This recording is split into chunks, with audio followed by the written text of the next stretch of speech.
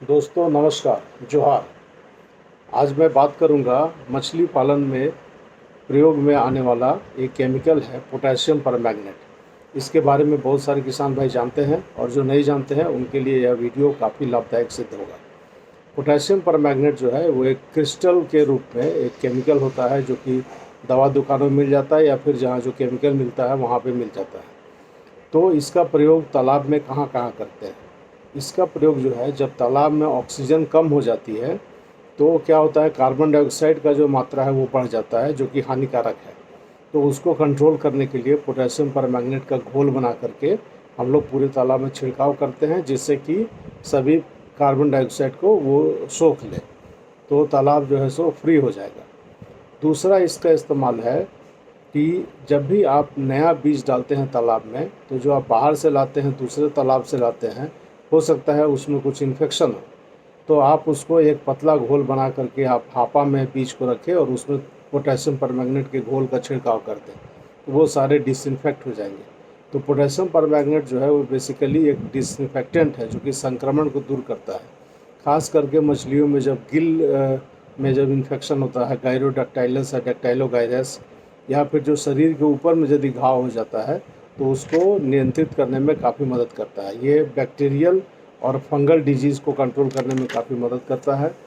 और इसके और भी कई काम है, जैसे कि आपके तालाब में यदि जाल लगने वाला है, फेंका जाल खास करके या फिर जो खींचा जाल है, तो हो सकता है कि वह दूसरे तालाब से आया हुआ हो, वहाँ से कुछ इन्फेक्शन लाया हो, तो आप उसको पोटेशियम परमैंगनेट का एक घोल बना करके उसमें जाल को धो देंगे तो आपके तालाब में संक्रमण आने का चांस कम हो जाएगा। तो यह करना चाहिए। दूसरा है कि जब भी आप टेस्ट नेटिंग करते हैं या फिर मारने के लिए भी मछली का जब नेटिंग करते हैं, जाल चलाते हैं, तो कुछ मछलियाँ जो बड़ी होती है उसको आप निकाल लेते हैं, लेकिन जो छोटी मछलियाँ या जो मछलियाँ बच जाती हैं वो जाल के में रगड़ खाने से डैमेज हो जाती है। कहीं उनका चोइटा जो है सो वो निकल जाता है, कहीं घाव हो जाता है। तो उस समय भी जो मछलियाँ वापस आप तालाब में फेंक रहे हैं उनको भी पोटेशियम परमैंगनेट से के घोल से यदि धो देंगे तो उनमें इन्फेक्शन नहीं होने का चांस कम हो जाएगा और वे सुरक्षित रहेंगे। तो पोटेशियम परमैंगनेट जो है ये सभी किसान भाइयों के पास हर समय रहना चाहिए।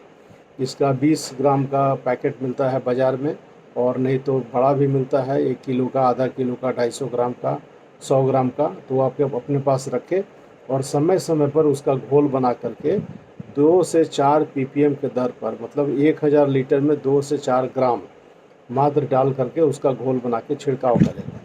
तो एक ये तरीका है। दूसरा एक तरीका है कि चूँकि पोटेशियम परमैंगनेट के प्रयोग में ये हानि ये है कि यह प्लैंक्टन्स को मार देता है, तो खास करके फाइटोप्लैंक्टन को। तो प्लैंक्टन जब कम हो जाए तो इसका एक दो उपाय मैं बताऊंगा। एक तो आप कोशिश करें कि 300 ग्राम पोटेशियम परमैंगनेट, 1200 ग्राम नमक और 1 बोरा मिट्टी, उसको ले करके मिला लें और उसका 4 टुकड़ा बना के एक सूती कपड़े में उसका चारों पोटली बना करके चारों तालाब के चारों कोनों पर उसको बांस की सहायता से लटका दें।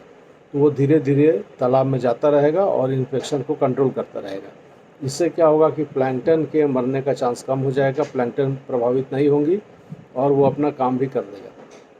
दूसरा है कि जब भी तालाब में आप पोटेशियम परमैंगनेट का प्रयोग करें तो उसके अगले दिन सिंगल सुपर फॉस्फेट का भी घोल बना करके छिड़काव कर दें, क्योंकि प्लैंक्टन जो मर जाती हैं उनका फिर संख्या वापस आ जाएगा।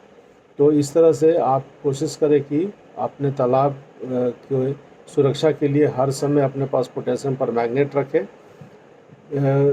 बीज के डिसइंफेक्शन के लिए, जाल के डिसइंफेक्शन के लिए, कुछ लोग कॉमन कार्प ब्रीडिंग के लिए जलकुंभी का इस्तेमाल करते हैं, तो उसको भी तालाब में डालने से पहले उसके जड़ को और पौधों को पूरा पोटेशियम परमैंगनेट के घोल से धो लेना चाहिए। फिर जब जाल चलाते हैं उस समय ज़रूर ही इस्तेमाल करें। तो इस तरह से इसका कई प्रयोग है, इसलिए आपके पास पोटेशियम परमैंगनेट तो आधा किलो 1 किलो हमेशा रहना ही चाहिए।